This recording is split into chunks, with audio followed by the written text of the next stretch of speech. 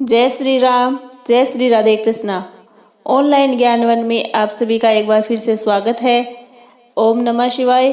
तो आज हम आपको वीडियो में बताएंगे कि आखिर हिंदू पुराणों के हिसाब से शिवलिंग पर चढ़ा बेलपत्र खाने से आपको कैसे फायदा होता है। कैसे अगर आप अपने जीवन में परेशान हैं, दिक्कतों का सामना कर रहे हैं, दरिद्रता आपका पीछा नहीं छोड़ रही है, गरीबी से आप लोग तंग आ चुके हैं, कैसे एक बेलपत्र से आप लोगों को हर समस्याओं के समाधान से मुक्ति मिल सकती है। हमारे हिंदू पुराणों में साफ कहा गया है बेलपत्र 3 महीने तक बासी या पुराना नहीं माना जाता है। जिसका मतलब सरल भाषा में आपको बताए तो अगर आप बेलपत्र एक बार शिवलिंग पर चढ़ा देते हैं, उसको धोकर वापस से उस शिवलिंग पर चढ़ा सकते हैं। बेलपत्र शंकर भगवान जी को चढ़ाने के पीछे एक बहुत बड़ी पौराणिक कथा भी मानी गई है। आपको बता दे, बेलपत्र जो होता है वह हिंदू शास्त्रों के हिसाब से सबसे पवित्र पत्तों में आता है। बेलपत्र का जो महत्व होता है वह आपके जीवन में एक वरदान स्वरूप भी काम कर सकता है। इसके पीछे की जो कथा है वह बहुत ध्यान से सुनिए। तो चलिए शुरू करते हैं बेलपत्र की पीछे की कथा। जब समुद्र मंथन चल रहा था, कई अच्छी चीजें निकली थी, उसके साथ कई बुरी चीजें भी निकली थी, जिसमें से एक ऐसा विष निकला था जो पूरी सृष्टि को बर्बाद कर सकता था। परंतु उस वक्त बाबा भोलेनाथ ने आकर उस विष को धारण किया था और इसको अपने कंठ में ले लिया था। इसीलिए महादेव जी को उस दिन से नीलकंठ भी कहा जाता है। विष के प्रभाव से भगवान शिव के शरीर का तप बढ़ने लगा था, जिसकी वजह से आसपास का वातावरण जलने लगा था। उसके बाद देवी देवताओं ने जब इस चीज को लेकर आचार्यों से, गुरुओं से और कई लोगों से सलाह मांगी, तब एक ही जवाब आया कि भगवान शिव जी को बेलपत्र का सेवन कराया जाए। आपको बता दें, जितने भी देवी देवता थे उन लोगों ने बेलपत्र का सेवन भगवान शिव को कराया। भोलेनाथ बाबा ने भी बेलपत्र का सेवन किया, बेलपत्र के पानी से नहाया। उसके बाद भगवान शिव जी को जो शीतलता मिली, उस वक्त वो भगवान शिव जी के मन को भा गई और भगवान शिव जी उस दिन से बेलपत्र और बेल के पौधों पर बात भी करने लगे। ऐसा हिंदू पुराणों के हिसाब से कहा गया है। ये जो जानकारी बेलपत्रों के बारे में आपको दे रहे हैं, ये हिंदू पुराणों के हिसाब से ही दे रहे हैं।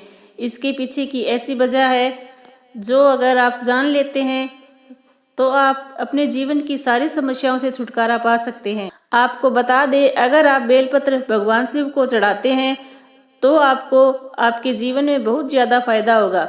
इस बात को आप लोग जान लीजिए। कई हिंदू भाई बहन हैं जो बेलपत्र को चढ़ाते तो हैं, लेकिन उनको ये नहीं पता कि बेलपत्र को चढ़ाया कैसे जाता है। आपको बता दें, बेलपत्र जो होता है वह भगवान शिव को चढ़ाते हैं तो कभी भी बेलपत्र कटा पिटा नहीं होना चाहिए। आप ध्यान रखिए, शिव जी को कभी भी कटा फटा बेलपत्र नहीं चढ़ाया जाता है। बेलपत्र बिल्कुल भी खंडित नहीं होना चाहिए। इसके पीछे भी एक बहुत बड़ी कथा है। जब भगवान शिव जी ने भगवान गणेश जी का सिर खंडित किया था, उस वक्त भगवान शिव ने संकल्प किया था कि मुझे कभी भी कोई भी खंडित वस्तु ना चढ़ाई जाए। तब से ये परंपरा बनी हुई है। कोई भी खंडित चीज या खंडित वस्तु या खंडित बेलपत्र वह भगवान शिव जी को नहीं दिया जाता है, ना ही चढ़ाया जाता है। भारतीय वैदिक पुराणों के अनुसार यह माना गया है कि प्रतिदिन भगवान शिव को बेलपत्र अर्पित करते हैं तो आप अपने जीवन की समस्याओं से निदान पा सकते हैं। आप लोग एक बात जान लीजिए, अगर आप अपने जीवन में बहुत ज्यादा परेशान हैं, आप लोग बहुत दिक्कतों का सामना कर रहे हैं, उन सारी दिक्कतों से आपको छुटकारा मिल सकता है। बस आपको ध्यान ये रखना है कि आप हिंदू ग्रंथों के हिसाब से शिवलिंग पर चढ़े बेलपत्र खाने से आपको कई प्रकार के रोगों से मुक्ति भी मिलती है। शरीर में कितने ही रोग हो वह सब ठीक करने में बेलपत्र आपकी काफी मदद कर सकता है। आपके ऊपर वात दोष हो, पितृ दोष हो, कफ दोष हो, तीनों प्रकार के दोष का निवारण बेलपत्र से आराम से हो जाता है। आपका शरीर इस सारे रोग को छोड़ देता है, आपके शरीर में एक अलग सी ऊर्जा भी पैदा करता है। हिंदू पुराणों के अनुसार सरल भाषा में आपको बताएं तो बेलपत्र आपको सभी पापों से मुक्ति दिला सकता है। ध्यान रखिए, आपको 7 सोमवार का व्रत रखना होगा। अगर आप पाप करना छोड़ चुके हैं और पाप करना छोड़ना चाहते हैं, उस पाप से मुक्ति मिल जाए, 7 सोमवार का व्रत रख लीजिए। पर हर सोमवार को जब बेलपत्र चढ़ा रहे हैं, उसके अगले दिन उस बेलपत्र का सेवन कीजिए। ये बेलपत्र का जो सेवन का तरीका है वो आपको 3 महीने तक करना होगा। अगर आपने ये कर लिया तो आपके जीवन में आपको जीव जंतु की हत्या का जो पाप लगा है वह भी धुल जाएगा। भगवान भोलेनाथ को भोले बाबा इसीलिए कहा गया है क्योंकि वह बहुत ज्यादा भोले होते हैं।